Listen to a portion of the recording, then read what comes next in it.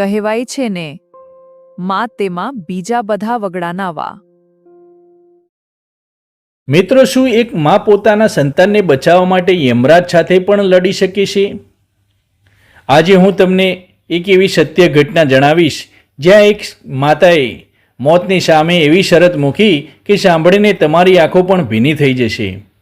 આ માત્ર એક અકસ્માત નથી, પણ મમતાના બલિદાનની એ પરિકાષ્ઠા છે જે તમે ક્યારેય નહીં ભૂલી શકો. જબલપુરના સુંદર ભેટાઘાટથી નર્મદા નદીને આરસપહાણ જેવા સફેદ પથ્થરો વચ્ચે પ્રવાસીઓ નૌકા વિહારનો આનંદ માણી રહ્યા હતા. એમાં એક મા અને એક નાનકડો લાલ પણ સવાર હતા. ચારે બાજુ હાસ્ય અને ખુશીઓ હતી. કોઈને ખબર નહોતી કે કાળ થોડે જ દૂર ઊભો છે. અચાનક નદીના તેજ વહેણમાં હોડી ખડક સાથે અથડાય છે અને સંતુલન ગુમાવી દે છે. એક જોરદાર ઝાટકો લાગે છે અને હોડી પલટી જાય છે. લોકોની ચીસોથી આખું ભેટાઘાટ ગુંજી ઉઠે છે. પાણીના રાક્ષસી મોજા દરેકને પોતાનામાં સમાવી રહ્યા હતા. એ અફરાતફરીમાં એ મા પોતાના બાળકને મજબૂતથી પકડી રાખે છે, પણ મા પાસે પોતાને બચાવવા માટે માત્ર એક લાઈફ જેકેટ હતું. જો એ પોતે પહેરે તો જ એનો જીવ બચી શકે તેમ હતું. માએ એના રડતા બાળકની આંખોમાં જોયું. એ આંખોમાં ડર હતો અને જીવનની આશા હતી. સમય ઓછો હતો.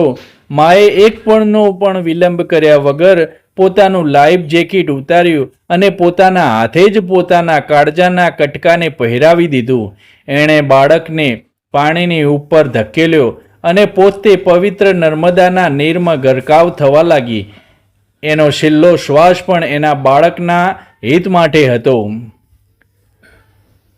જ્યારે બચાવ ટુકડી ત્યાં પહોંચી ત્યારે તેમણે જોયું કે લાલ લાઈફ જેકેટને કારણે બાળક તો બચી ગયો હતો, પણ એની મા કાયમ માટે શાંત થઈ ગઈ હતી.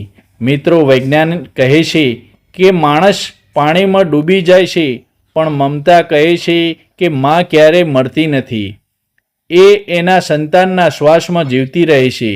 આ માના બલિદાન માટે શું તમે કોમેન્ટમાં એક સાષ્ટાંગ પ્રણામ લખશો?